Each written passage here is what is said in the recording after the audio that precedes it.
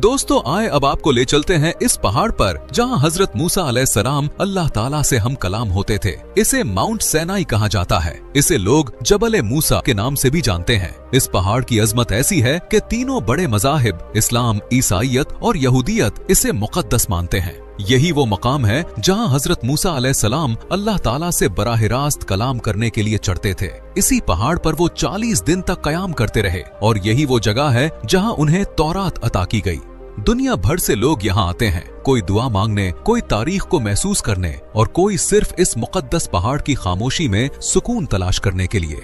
मिस्र न सिर्फ तारीख और सकाफत के लिहाज से अहम है, बल्कि ये दुनिया की तिजारत का एक अहम रास्ता भी है। यहाँ से सुएज कैनाल गुजरता है, जो दुनिया भर के जहाजों के लिए एक छोटा मगर इंतहाई अहम रास्ता है। ये कैनाल तकरीबन 150 साल पहले बनाया गया था और इसकी लंबाई 193 किलोमीटर है, जबकि चौड़ाई सिर्फ 205 मीटर है। सबसे हैरत अंगेज बात यह है कि आलमी तिजारत का तकरीबन 12% हिस्सा इसी कैनाल से गुजरता है। दोस्तों, मिस्र की तारीख में अहम मोड़ इस वक्त आया जब 1967 तक गज्जा की पट्टी पर मिस्र का कंट्रोल था, लेकिन बाद में सूरत हाल बदल गई। 1978 में अनवर सादात मिस्र के पहले अरब रहनुमा बने, जिन्होंने इसराइल को तस्लीम कर लिया और गज्जा से अपना कंट्रोल छोड़ दिया। अब बात करते हैं मिस्र की जान, मिस्र की शान और मिस्र की पहचान की पिरामिड यानी एहराम की। एहराम मिस्र में सबसे ज्यादा शोहरत पिरामिड ऑफ गिजा को हासिल है। ये कदीम मिस्र के सबसे बड़े और मशहूर एहराम में से एक है और तकरीबन 4500 साल से खड़ा है। ये पिरामिड असल में तकरीबन 146 मीटर बुलंद था, मगर वक्त गुजरने के साथ साथ आज ये तकरीबन 138 मीटर बुलंद है।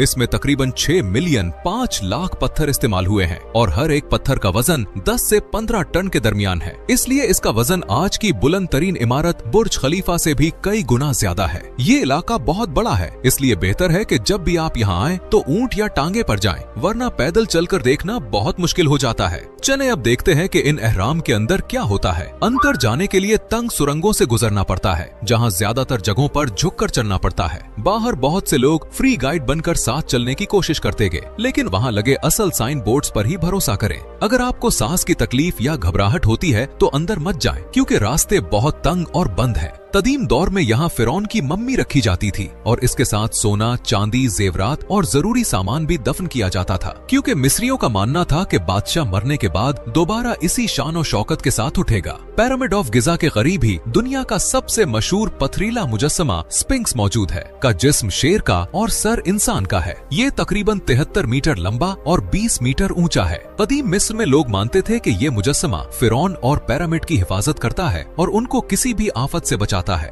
इसके चेहरे और जिस्म पर वक्त के असरात जरूर पड़े हैं, मगर आज भी ये दुनिया के सबसे अजीम और पुरस्कार मुजस्समों में से एक माना जाता है।